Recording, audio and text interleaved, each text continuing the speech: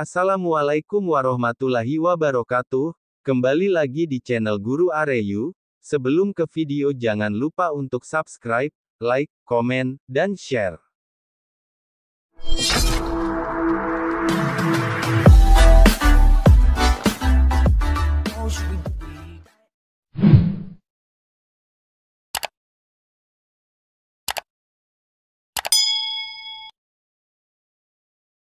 Begini nasib karyawan outsourcing di peraturan terbaru Jokowi. Pemerintahan Presiden Joko Widodo, Jokowi, telah menerbitkan regulasi terbaru terkait pekerja alih daya atau outsourcing dalam peraturan turunan UU Cipta Kerja. Pengaturan karyawan outsourcing tertuang dalam Peraturan Pemerintah PP Nomor 35 Tahun 2021 tentang Perjanjian Kerja Waktu Tertentu (PKWT) alih daya, waktu kerja dan waktu istirahat, dan pemutusan hubungan kerja. PP yang diteken Presiden Jokowi pada tanggal 2 Februari tahun 2021 tersebut secara otomatis merevisi pasal-pasal yang mengatur outsourcing di UU Nomor 13 Tahun 2003 UU Ketenagakerjaan. Dalam peraturan terbaru, pemerintah mewajibkan perusahaan outsourcing merekrut pekerja alih daya lewat salah satu dari dua kontrak kerja, yakni kontrak kerja perjanjian kerja waktu tertentu (PKWT) atau perjanjian kerja waktu tidak tertentu (PKWTT). Di UU Lama atau UU Ketenagakerjaan, kontrak kerja bagi pekerja outsourcing adalah hanya menggunakan PKWT. Selain itu, kontrak kerja tersebut harus dibuat secara tertulis. Hubungan kerja antara perusahaan alih daya dengan pekerja, buruh yang dipekerjakan, didasarkan pada PKWT atau PKWTT, bunyi pasal 18 ayat 1 PP Nomor 35 Tahun 2021. Pasal kontroversial. Namun demikian, dalam kontrak PKWT dan PKWTT di semua pasal-pasal PP baru tersebut, pemerintah tak menyebutkan apakah pekerja alih daya masih tetap dibatasi hanya untuk jenis pekerjaan tertentu atau sebaliknya diperluas.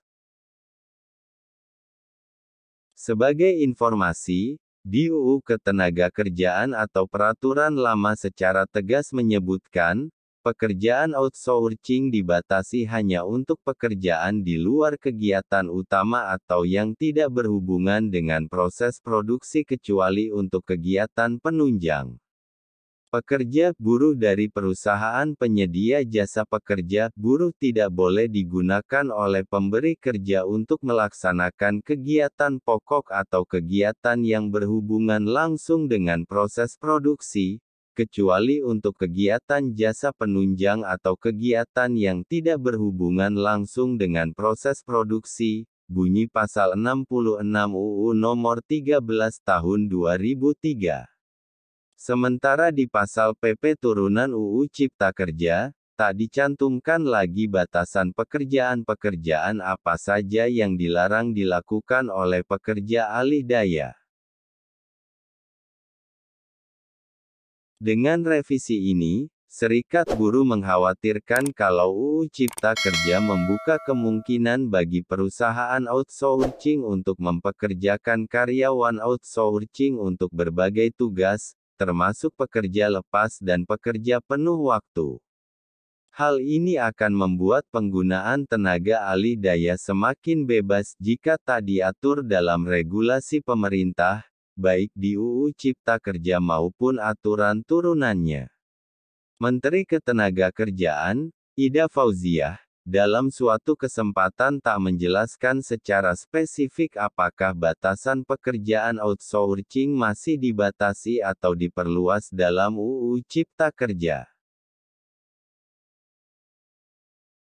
Dalam penjelasannya terkait revisi pasal outsourcing di UU Cipta Kerja, Ida hanya mengatakan kalau perubahan terjadi pada prinsip pengalihan perlindungan.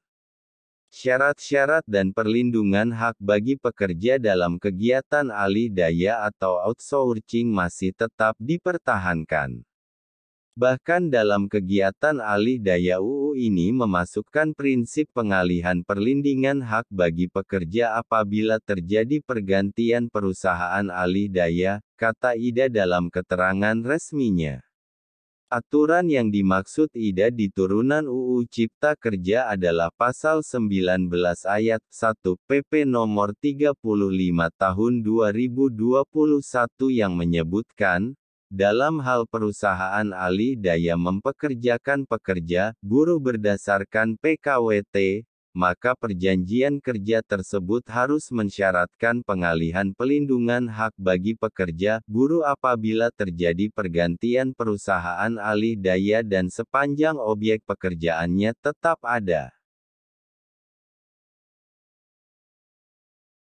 Persyaratan pengalihan pelindungan hak sebagaimana dimaksud pada ayat 1, merupakan jaminan atas kelangsungan bekerja bagi pekerja, buruh yang hubungan kerjanya berdasarkan PKWT dalam perusahaan alih daya, demikian bunyi Pasal 19 Ayat 2 PP Nomor 35 Tahun 2021.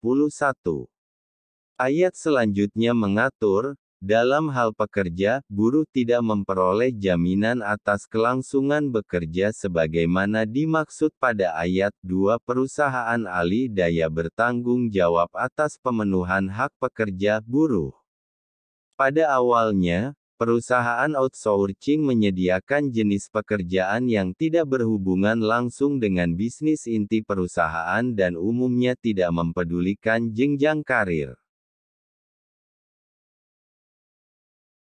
Beberapa pekerjaan karyawan outsourcing antara lain operator telepon, call center, petugas keamanan, dan tenaga pembersih atau cleaning service.